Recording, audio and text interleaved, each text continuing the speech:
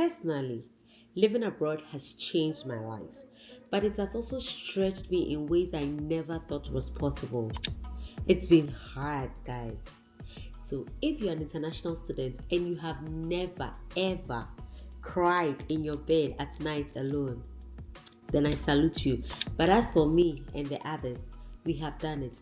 And I'm here to give you ways in which you can overcome cultural shock, stress, anxiety, and missing home. This is how I did it. I wouldn't say I'm 100% accustomed, but we are getting there. Let me share with you my tips. Stay tuned.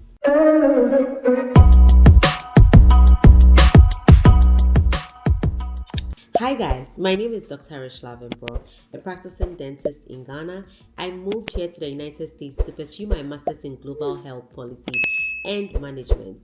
Afterwards, I continued to do my OPT with a company called Management Sciences of Health as a senior project associate. Currently, I'm applying to go to school again. So, I am your plug. I've applied to school twice, one outside the country and one inside the country. So I know all the perks. All, maybe not all. To an extent, I think I'm quite experienced to hold your hand on this journey.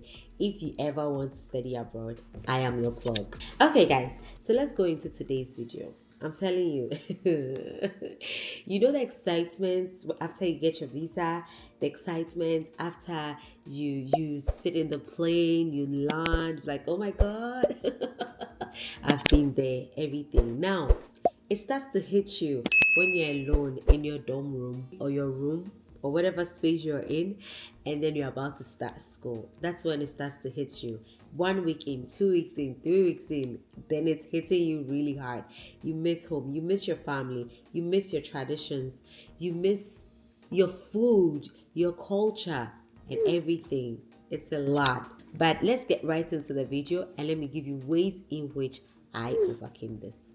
I'm saving the best for the last, so stay through till the end of the video. Let's go.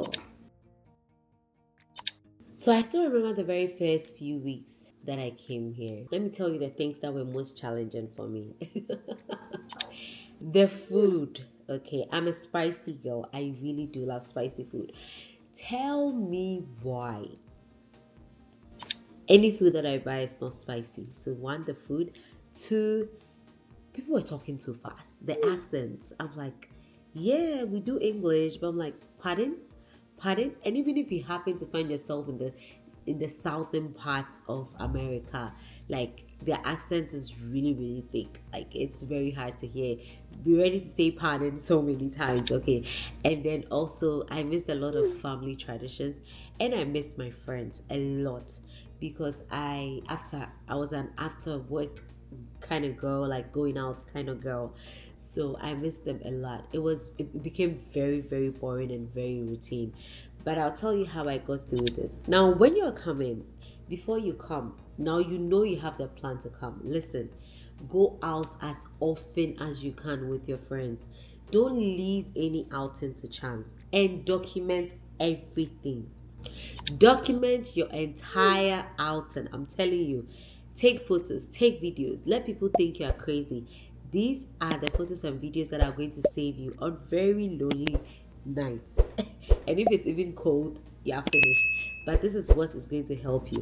Okay, so now that's number one. So number one is to document everything. Now number two is to create routines. Now, when you start school, you can easily get overwhelmed. The academic system back home and the academic system here, it's very different. Like there's a vast difference. So you have to make sure you're always on schedule. So create a lot of routines. Now you can use Google Calendar. I was not using Google Calendar back at home. I didn't have so much to do as to put it on Google Calendar.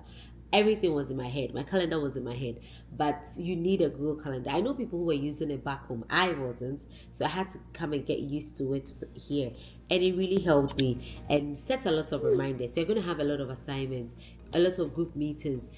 Probably are going to be working on campus as well. I was working on campus. So you have to find a way to tie all this together. And what better way than to use your calendar? So that's about it. So really create a solid routine. Now, in addition to using your Google Calendar, you need to do things like meal prepping. Okay, I start when I started, I spoke to you about how I was not used to the food. Okay, so I had to cook, and so I can't cook every day after class. So weekends I go out, I do grocery shopping, I come, I cook all my food. So when I'm going to class, I'll just take one pack as my lunch. I come back home, I eat my dinner, stuff like that. And number three, I think you should find a space to recharge. Okay, just it can be a little space in your room, it can be one spot on campus. Find something that is very relatable to home. It's a space where, more like, let's say, your cozy space. Okay, you can go and hide there and just be in your feelings and just soak it up. After a few minutes, clear it up and then move on. Okay, so that's about it for number three. When we talk about dealing with homesickness, these are the ways you can deal with homesickness. You need to stay in touch with your family. You need to create a schedule, basically. Create a schedule where you keep calling them. Sometimes it's very hard.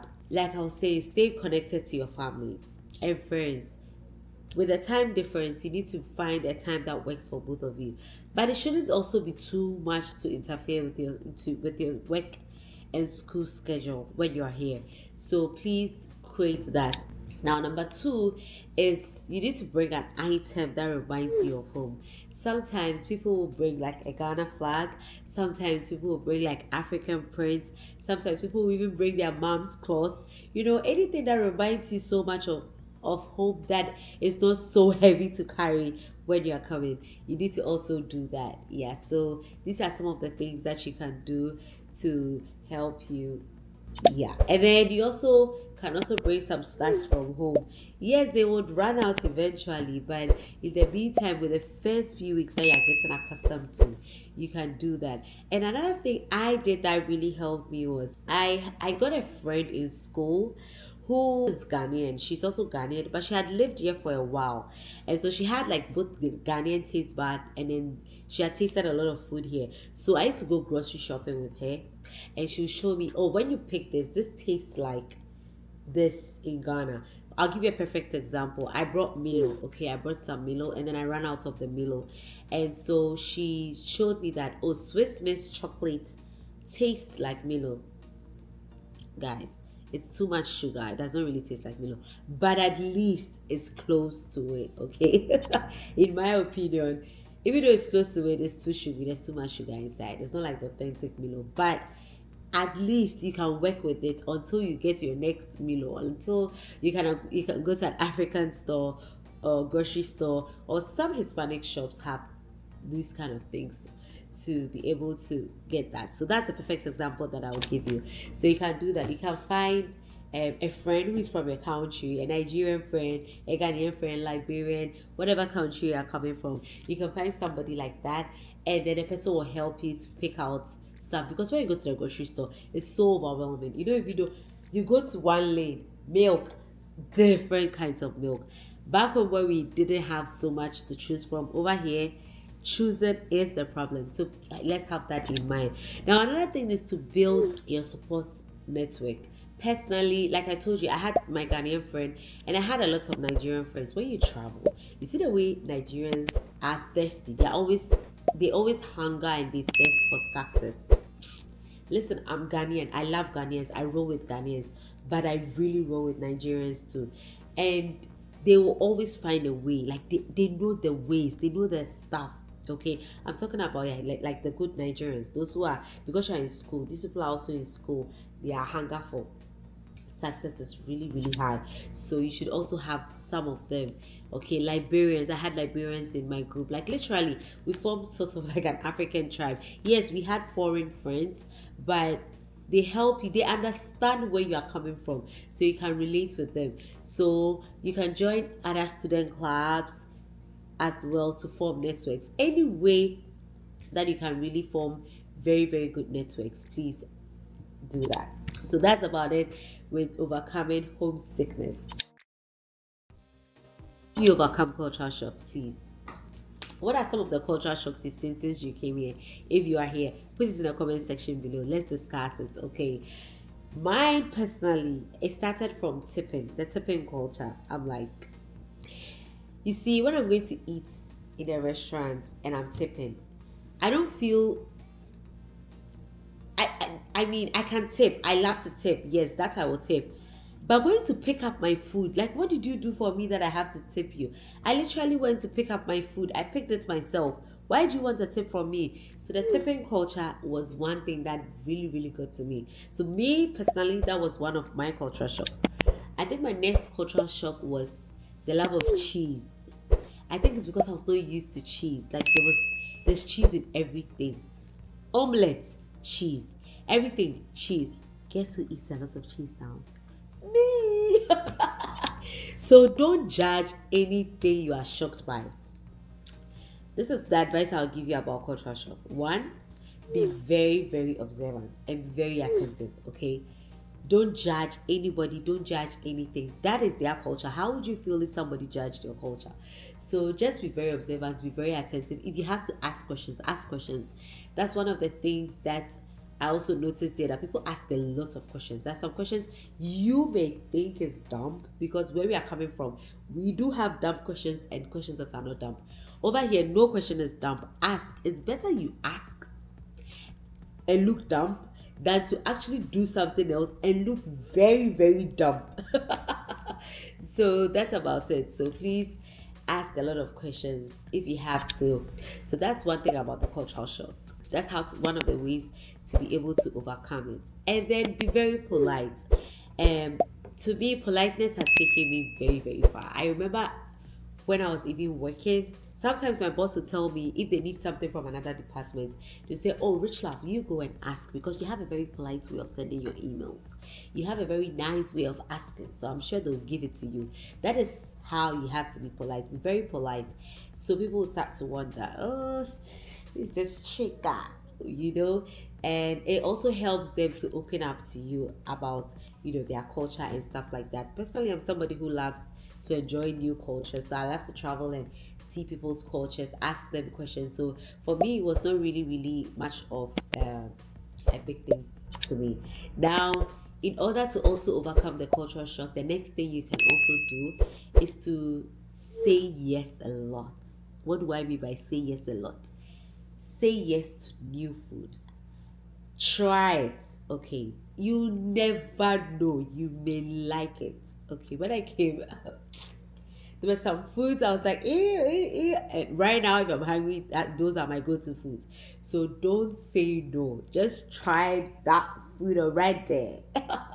Try it, try it, try it. Say yes to festivals. Go out, witness their culture. Okay, I remember, what was it? I think 4th July. It's a very nice culture that is here, and I'm amazed how they celebrate it. They just go for a picnic, sit somewhere in the evening, and then watch fireworks. I feel like that's a very nice way of celebrating independence, as opposed to where, like my country, Ghana, where we go to, kids go to the park, and then they march to witness the freedom and all that. You see, this is very different. So you're learning the culture. Okay. So say yes to a lot of that as well. Now the next is to plan weekend trips. I did that with my friends. It doesn't have to be expensive. You see, stay within your budget. But you can also say that you don't have money, you're always, yes, stay within your budget. I remember my friends and I took a road trip to New York, and then we went to Niagara Falls. And we three of us were sleeping in one room. We just got a room that had two beds. Imagine how much we are going to pay if we split it. And then we got somebody who had a license and had a car at that time and did the driving. We just followed the car and then we left. I think that trip I spent less than $150, because we bought snacks, we bought some instant noodles and stuff, and we went with it. And it was really, really fun. As of now, I haven't had the time to go back to Niagara Falls, but I took the opportunity. And there are some places I wish I followed them to that I could not follow them to. So that's about it. See a lot. And then when it's time for classroom discussions, don't leave yourself out, okay? Now, I just want to tell you that when things are really getting heavy, because they will, sometimes it's grades, Sometimes bad news hits you from home. Sometimes good things are happening at home that you really wish you could join in, but then you cannot. Just know that there's support, okay? There are sometimes lots of schools have school counselors. Talk to a school counselor. They are very free services. And then make sure you have trusted friends. If you have trusted friends, talk to your trusted friends, okay? I did have a circle, and it will surprise you that what you are going through, like they are either also going through it or they're even going through worse. And then you guys can comfort each other, you can comfort one another. And once in a while, take some mental health days. I know sometimes you're like, your mental health is strong and everything, but it's not always like that. Please take that mental health day or mental health hours, like a couple of hours. You know, for me, it was like when I had a bunch of exams. After a bunch of exams, I would just either cook myself a very good meal, sit in my room, make sure the room is cozy, watch a very good movie. Or I had a very good roommate, a Cameroonian roommate. I'll go to her room and then we would watch a movie together, like, sometimes mostly Friday nights and stuff like that. So find something like that that actually makes you relaxed and relaxes you. Now, if you've had a lot of information and insights from this video, don't forget to like, subscribe, and hit that notification bell so that when I drop a new video, you would be the first to know. Let me know what your cultural shock was since you came here, and we will talk about it. Like I said earlier, I have been your girl, and I'm always your girl.